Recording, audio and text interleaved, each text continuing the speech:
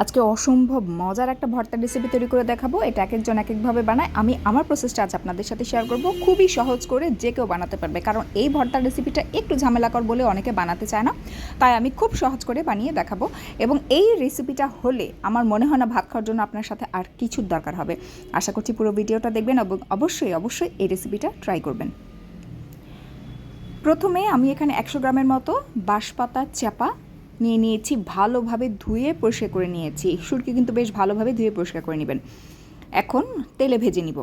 অনেকে কাঁচা বেটে নেয়, বাট আমার কাছে সেটা খেতে ভালো লাগে না বা ইচ্ছা করে না। আমি একটু তেলে ভেজে নিব, দুই পাশটা উল্টে পাল্টে। ভাজার সময় কিন্তু এরকম কাটা বের হয়ে যাবে, তাতে কোনো সমস্যা নেই। আপনারা সুন্দরভাবে দুই পিঠ ভেজে নেবেন। কেউ চাইলে কাঁচাও এটা বেটে নিতে পারে। আচ্ছা, যাই হোক, ভর্তাটা আমার শুটকিগুলো ভাজা হয়ে গিয়েছে। এখন এখানে যা যা প্রয়োজন সেটা হচ্ছে শুকনো মরিচ, এই যে চাপা শুটকিটা যে আমি ভেজে রেখেছি সেটা পর্যাপ্ত পরিমাণে। এখানে আমি প্রায় 2টা বড় যে রসুন হয় সেই রসুনের কোয়া নিয়েছি, পর্যাপ্ত পরিমাণে পেঁয়াজ আর 2 টুকরা রুই মাছ ভাজা দিয়েছি। এটাও অপশনাল, তবে দিলে কিন্তু খেতে দারুণ লাগে, যেটা আমি আমার শাশুড়ি থেকে শিখেছি। আর ধনিয়া পাতা, এছাড়া কিন্তু আর কিছুই লাগবে না। তো আমি আজকে কাজের সুবিধার জন্য ব্লেন্ড করে নিয়েছি। আপনারা চাইলে কিন্তু এটা পাটায় পিষিয়ে নিতে পারেন, সেক্ষেত্রে বেশি ভালো হয়। ওই যে বললাম না সহজ করে আজকে দেখাবো, তাই সবগুলো উপকরণ আমি ব্লেন্ডারে ব্লেন্ড করে নিয়েছি।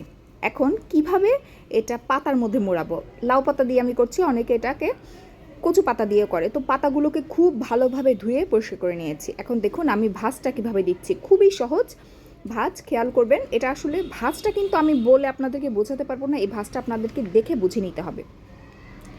তবে বারবারই বলছি পাতাটাকে ভালোভাবে ধুয়ে নেবেন, কারণ শাকের মধ্যে কিন্তু বেশ ভালো পরিমাণে বালু থাকে, এই যে দেখছেন। আর এই যে অপর পাশটা যে খোলা, এটা নিয়ে একদমই টেনশন করবেন না। যখন আপনি এটা ভাজবেন এটা অটোমেটিক্যালি লেগে যাবে, খুলে যাবে না কিন্তু।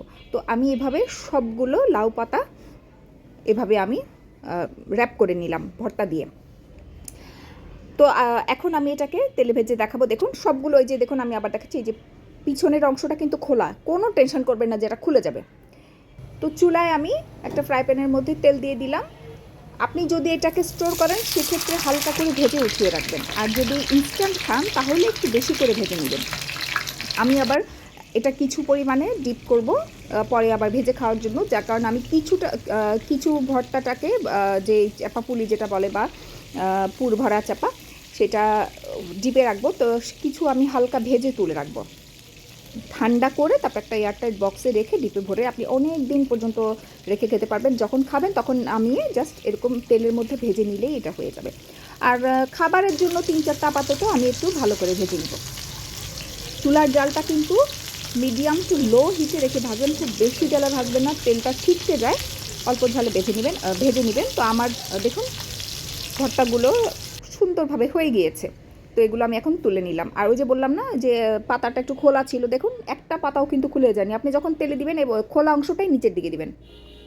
তো আপনারা অবশ্যই